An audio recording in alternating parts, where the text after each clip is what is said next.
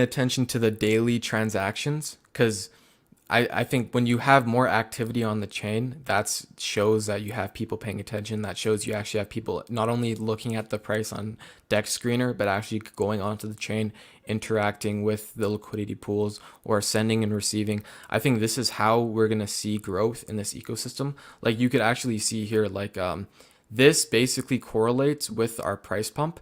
So if you're watching daily transactions, you could probably get a good grasp on like where the market's at. But this is one thing I'm going to be paying attention to. I want to see this.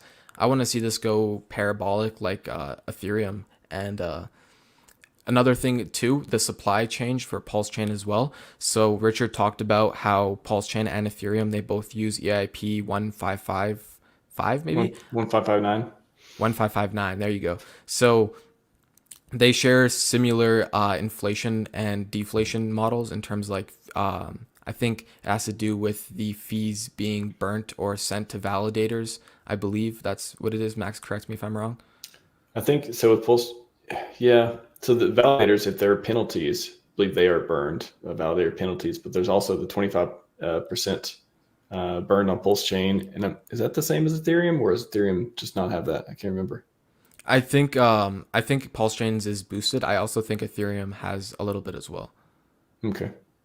I'm not 100% sure on that one though, but either way, the more volume and the more transactions we get on Pulse Chain, you could actually start to see this network become net deflationary, which is kind of cool, or net disinflationary, I guess you could say. Right in the beginning, because we had all the volume in the beginning. Is that the orange down? You guys can see it here.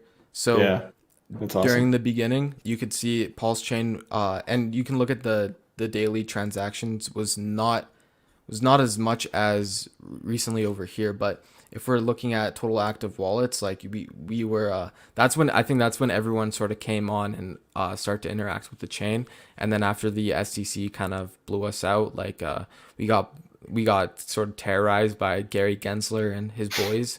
But you could see here the Yeah. orange, we were net deflationary for some days, but as you can see, like down in the depths of the Gary Gensler FUD, like we were quite inflationary. So these are a couple metrics I'm looking at. Like once you start seeing Pulse Chain go deflationary, like I think that's extremely bullish. And once you start to see these transactions go like 1 million plus, that's extremely bullish as well.